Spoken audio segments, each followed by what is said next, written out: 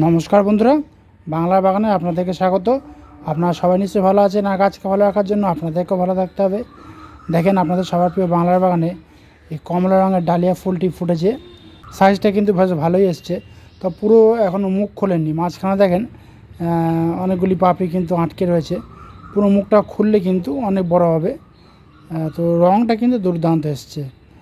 আর আপনাদের বাড়িতেও নিশ্চয়ই আপনারা ডালিয়া ফুল গাছ লাগিয়েছেন, আপনারাও নিশ্চয়ই এরকম বিভিন্ন রঙ বেরঙের ডালিয়া ফুল পাচ্ছেন খুব সহজেই। তো দেখবেন এরকম ডালিয়া ফুল যদি আপনাদের বাগানে ফোটে, দেখবেন আপনাদের বাগানের চেহারাই পুরো বদলে দিচ্ছে। আর এত সুন্দর সুন্দর কালার, মানে চোখ ফেরানো যাচ্ছে না এই ডালিয়া ফুলের দিক থেকে আর কি। আপনারা যারা ডালিয়া ফুল এরকম বড় বড় আকারে ফোটাতে পেরেছেন, তাদের তো কোনো চিন্তার কোনো কারণই নেই। আর যাদের ডালিয়া ফুল ছোটো ছোটো হয়েছে, তারা আবার নেক্সট ইয়ারে চেষ্টা করবেন, কী হবে, একবার সফল না হলে দুবার সফল হবেন, চিন্তার কোনো কারণ নেই। তবে ডালিয়া ফুল গাছ আপনারা বসিয়ে যাবেন, আবার নেক্সট ইয়ারে বসাবেন, কোনো অসুবিধা নেই। টাইটেল আর থাম্বনেল থেকে আপনারা নিশ্চয়ই বুঝতে পেরেছেন যে আমি আজ আপনাদের সঙ্গে কী গাছ পরিচর্যা নিয়ে আলোচনা করতে চলেছি। তো তাহলে চলুন সেই আলোচনা বিষয়ের দিকে তাহলে এবার যাওয়া যাক।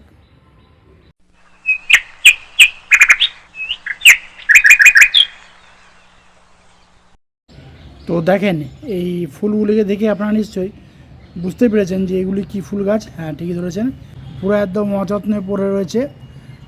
গত বছর আর কি এই ফুল গাছ থেকে প্রচুর সংখ্যার ফুল কিন্তু আমি পেয়েছিলাম।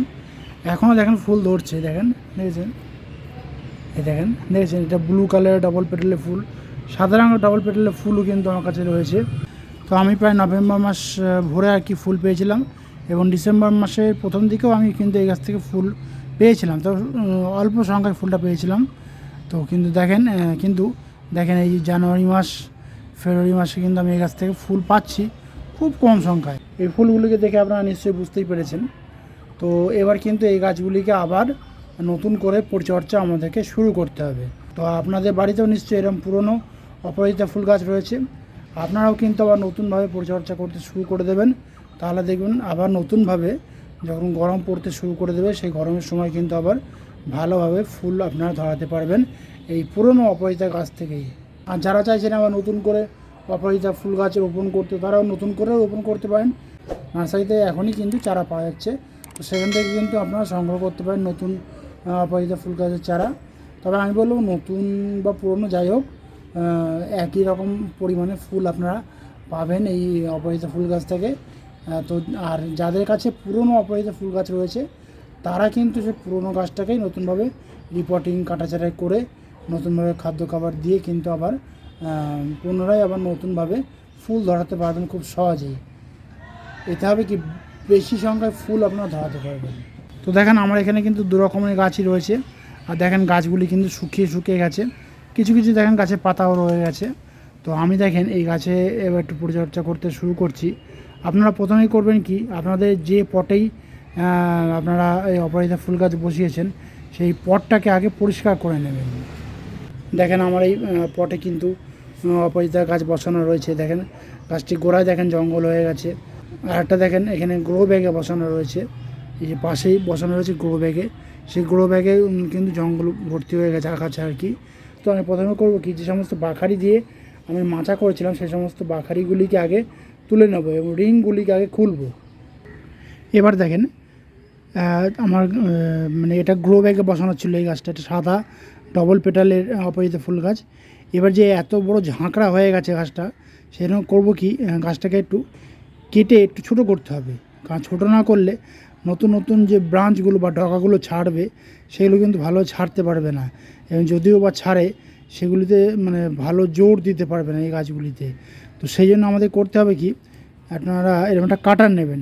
কাটার নিয়ে আপনারা মিনিমাম গাছের গোড়া থেকে আপনারা 2 ফুট বা 2.5 ফুট মতো রেখে, মানে গাছের গোড়া থেকে রাখবেন, রেখে তারপরে কাটবেন।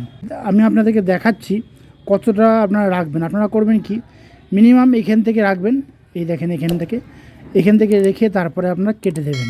তাহলে হবে কি, গাছ থেকে নতুন নতুন শ্যুট বার হতে অনেক সুবিধা হবে। আপনারা কিন্তু কখনোই ভুল করে কিন্তু গোড়া থেকে কিন্তু কাটবেন না। এই দেখেন এখান থেকে নিয়ে এখান থেকে কেটে দেবেন, যেখানে যেখানে জয়েন্ট আছে সেখান থেকেই কিন্তু আপনারা কাটবেন। দেখেন এখানে দেখেন জয়েন্ট আছে, এবং দেখেন মুখটা ফেটেছে, এখানেও ফেটেছে, কিন্তু আমি ওখান থেকে আমি কাটবো না, আমি এখান থেকে কাটবো, মিডল থেকে। ঠিক একই রকমভাবে এভাবে কেটে যাবেন। তাহলে হবে কি মানে গাছটা যে নতুন ব্রাঞ্চ বার হবে সেই ব্রাঞ্চগুলি বের করতে গাছের সুবিধা হবে। এইভাবে কেটে দেবেন। দেখেন এখানে ব্রাঞ্চ আছে বলে আমি এটা রাখলাম। এইভাবে কেটে দেবেন। গাছের গোড়া যেন কখনোই ভুল করে কাটবেন না। এই দেখেন এখান থেকে শুকনো যে সমস্ত দরকার হলে ব্রাঞ্চ বেরিয়েছে সেগুলো কেটে দেবেন।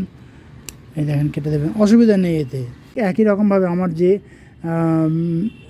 ব্লু কালারের আর কি অপরাজিতা ফুল গাছটা রয়েছে ঠিক সেইভাবেই আমি কাটাছাড়া করবো। দেখেন এখান থেকে আমি রেখে কিছুটা রাখতে হবে, রেখে আমি কাটলাম।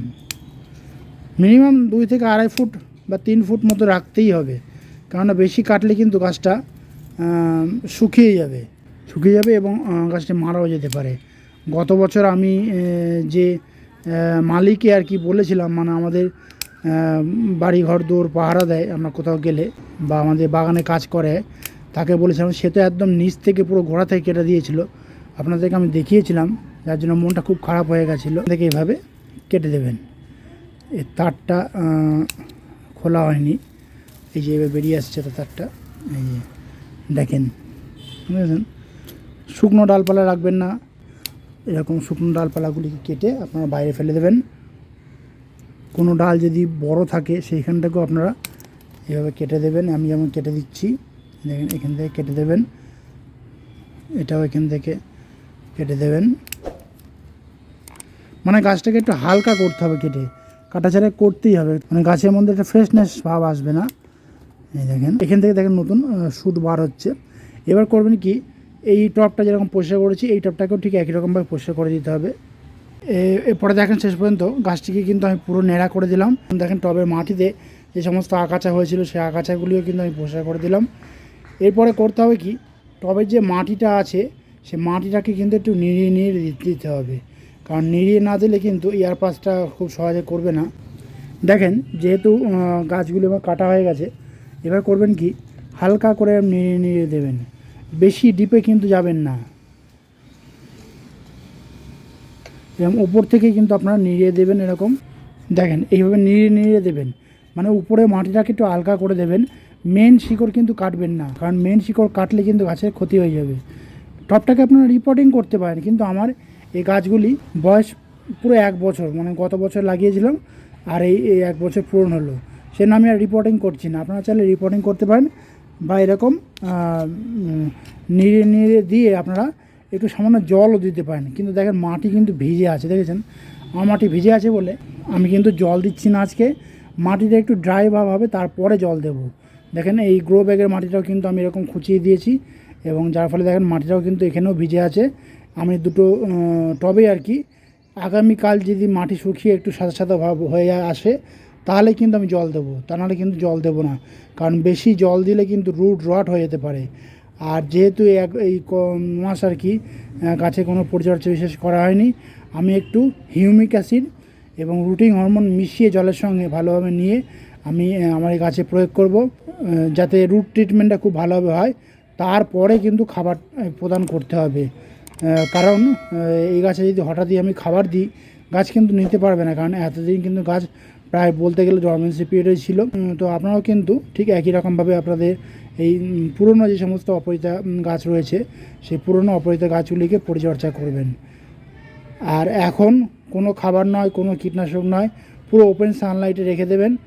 আর যদি আপনাদের পুরনো গাছ হয়, মানে ধরুন 2 বছর বয়স হয়ে গেছে গাছের বা 1.5 বছর বয়স হয়ে গেছে, আপনারা রিপোর্টিং করতে পারেন, কোনো অসুবিধা হবে না এতে গাছ ভালো হবে আরও আর কি।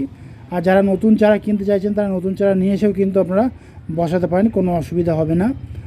আর নতুন চারা বসিয়েই কিন্তু সঙ্গে সঙ্গে খাবার দেবেন না, কীটনাশকও প্রয়োগ করবেন না। তো এইভাবে ফার্স্টে যে আপনারা অপরাজিতা গাছকে পরিচর্যা করতে কিন্তু শুরু করে দেন, যাদের বাড়িতে আর কি পুরনো গাছ রয়েছে, তো তারা এইভাবেই একই রকমভাবে পরিচর্যা করতে স্টার্ট করে দেন।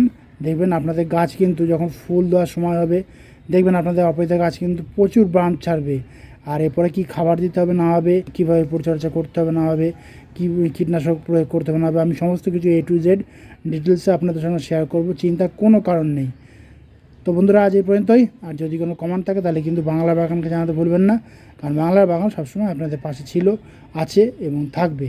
আর আমার এই ভিডিওটি যদি আপনাদের ভালো লাগে তবে লাইক করবেন, গাছপ্রেমী বন্ধুদের মধ্যে শেয়ার করবেন এবং আমার চ্যানেলটিকে সাবস্ক্রাইব করে বেল আইকনটিকে প্রেস করে অল নোটিফিকেশানটিকে প্রেস করে রাখবেন, যাতে নিত্য নতুন ভিডিওগুলি আপনাদের কাছে খুব সহজেই পৌঁছে যেতে পারে।